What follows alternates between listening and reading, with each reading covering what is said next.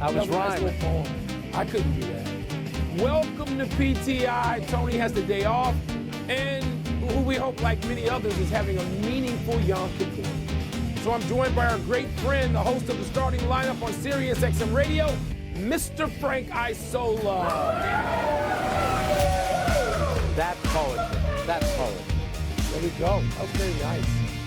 We're going to start with the New York Yankees forcing a deciding Game 3 in their series with the Boston Red Sox tonight, a day after riding the pine. Jazz Chisholm made a diving stop that kept runs from scoring in the 7th. Then in the 8th, he raced home from first on an Austin Wells single to give the Yankees a 4-3 win. Game 3 is tonight, Frank. What do you make of how we got here? And to whom are you giving any edge, if anybody? Yeah, well, Jazz certainly saved the season last night. What I love about it from the Yankees standpoint, they're always kind of waiting around to hit a home run. They're winning a game because of their defense, what Jazz did in the field in the 7th inning. And then how about he gets a 7-pitch walk. He's on first with 2 outs, and then he scores because he's running on a 3-2 pitch and scores on a single. The Yankees actually manufactured runs, and they won because of their defense. Their relievers were outstanding in the 7th, 8th, and 9th, and that's why they're even in this series. I don't think tonight's going to be easy because I trust Alex Bregman of the Red Sox, and Chapman is rested, so that could be a factor as well. But give the Yankees credit, as opposed to just waiting around to hit a home run. They actually manufactured a run last night when they needed to, and they played some solid defense when they needed to. Well, that game was so tight. Yep. In a couple of key at-bats, Judge and Stanton just, were handled. Yep. Let's say what happened. So if you're going to wait around for a home run, it's going to be likely from one of those two guys, and they weren't up to it in that moment, but they got another chance tonight. Of course, in Yankee Stadium, all 3 games in this wild card round are in one ballpark. Yep. And so I looked at Frank. I don't see an edge. I just don't. These two have been at it too long. It's Hatfields, McCoys, it's Celtics, Lakers. It's too long. It's too long. There's too much history. There's so much back and forth. And I think that even at a time where you can walk into a clubhouse, and you and I have done this, and current day players aren't always familiar with a rivalry and the history of it, that is not the case with the Yankees and the Red Sox. Let me wander out on a limb and say that. So I don't see an advantage. I don't know that there's any kind of game we can predict. We've seen tight games so far. I would love to see another one. That game last night was so dripping in drama. I was on a flight from Washington to Chicago, and I had old-fashioned DirecTV on the plane, and I was able to see it. And I found myself screaming out loud, particularly when Story hits the home run to tie it at 3 after the Yankees had gone ahead. It's like, oh, my God, that's what Yankees-Red Sox should be. And why would we not think it's going to be like that tonight in the decider?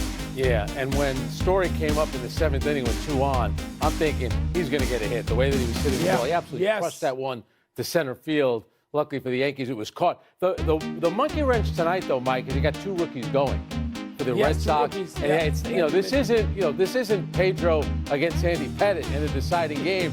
So you just wonder, listen, either one of these guys, they could really, start to build a pretty good reputation for themselves. I just wonder in a situation like this, if one of them's struggling early, how quickly do they get the hook? And we could be looking at a big bullpen game for perhaps both teams. That's why, for me, Chapman at the end, they brought him in the 8th. I think, again, you'll probably see that if that's the situation calls for it. The Yankees look like they might have gotten to it. You guys talked about it yesterday. When he needed to get out, he struck out 2 with the bases loaded in the 9th inning. All right, let's move to the National League, where the Dodgers cruise past the Reds and into the divisional round. Starter Yoshinobu Yamamoto pitched into the 7th, and rookie starter turned reliever, how about that, Roki Sasaki, closed the door with a 1-2-3 ninth, sealing the 8-4 win. So, Mike, how do the Dodgers look to you as they head towards Saturday's Game 1 in Philadelphia? I don't know. It's like they had a scrimmage. An inter-squad scrimmage would have been tougher like than playing the Reds, as it turns out. So I don't know. I'm not going to judge them against the Reds and then say, aha, that's going to inform me as to what they're going to do against Philly. No, it isn't.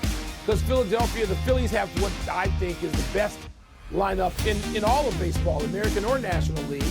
And so here's the bigger problem, immediate problem to me for the Dodgers, Frank. And let me not be phony about this. I root for the Dodgers. I'm going to be rooting for the Dodgers in this next series.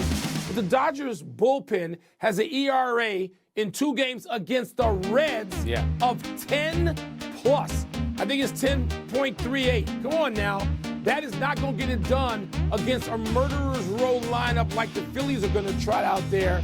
So I don't know I don't know what this means for the Dodgers. I don't think anything that happened in these two games translates to what we're going to see in the next series unless the Phillies are rusty. And I know and they're going to have days off. The Phillies are not going to get back in a real baseball rhythm until the next series if they advance past the Dodgers.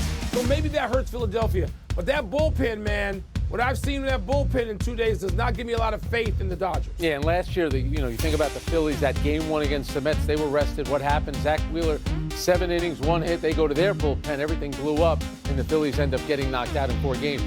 If you're the Philadelphia Phillies, you win 96 games during the regular season. And who comes to town that you have to beat? You have to beat the Dodgers. I get it. You finished 3 wins better than them. But who do you trust here? Come on, Mike. Mookie Betts, Shohei Ohtani, Freddie Freeman. These guys have a tendency to deliver, and the rotation is set up for the Dodgers. Because of the travel days built in, you're going to get Ohtani in game 1. You'll get Blake Snell, who pitched 7 innings the other night. Then you get Yamamoto, who will be about on a week-long rest. And he pitched into the 7th last night. He pitched, when he got out of that bases loaded, no-out situation. So if I'm Philadelphia, I get what you're saying. But they had a great lineup last year, too. And, you talk about the Dodgers bullpen. The Dodgers bullpen had more blown saves in the second half of the season than any team in the major leagues. That's my point. But, Mike, in September, their bullpen was actually better than Philadelphia's, believe it or not. So it's going to come down to that. Last year, Philly's bullpen betrayed them. We'll see if it happens this time around as well. Frank, we're real quickly to put a period on this. When Shohei was out there giving up nothing for 5 innings, he then goes out of the game, and his bullpen gives up like 9 runs. Yeah. So even you can get great starting effort, and very few pitchers are going to go beyond 7. And so we don't know that Shohei's going to do that because he hadn't done it. No. Bullpen, man, it's interesting. Interesting series coming up on both sides. Let's move to Lane Kiffin's proclamation that dynasties are dead in the SEC. The coach of 4th-ranked Ole Miss told reporters that NIL and the transfer portal will keep programs like Alabama from stockpiling talent like they once did. Said Kiffin, quote, "If a team in the bottom half is down for a couple of years, they won't stay down for long anymore because they can go buy and fix their problems," close quote. You agree with Kiffin on this, Frank? I would also add the expanded playoff as well. You have to win more rounds to, repeat as a national champion. So you think about Nick Saban, 6 titles over his time in Alabama, 07 to 2021. And then, of course, Kirby Smart, they go back-to-back at Georgia. So those are like the most recent, I guess you would call them, dynasties. What I love about Lane Kiffin, he likes to stir it up. He likes to say provocative things. And to me, this all goes back to last year because he wanted 9-3, either Alabama, Ole Miss, or South Carolina to get into the playoffs ahead of Indiana and SMU. What I think he's doing, he's really lobbying. If you read a lot of his comments, he's lobbying to get 4 teams in from the SEC into that playoff. He's right. It's going to be difficult with NIL. He told the story about being at an Alabama practice. They would say, go look at the outside linebackers. He'd watch them. He would say there's 6 of them that could all be first-round picks. You used to have a chance to kind of develop guys. You know how this works out, Mike. It's the same way in basketball. If I'm not playing my first year, guess what I'm doing? I'm departing, and somebody else is going to pay me to go play for them. That's why it's not provocative. It's not provocative at all. It's fact. He's right. There's not going to be any more dynasties. First of all, there are no weak programs in the SEC like there might have been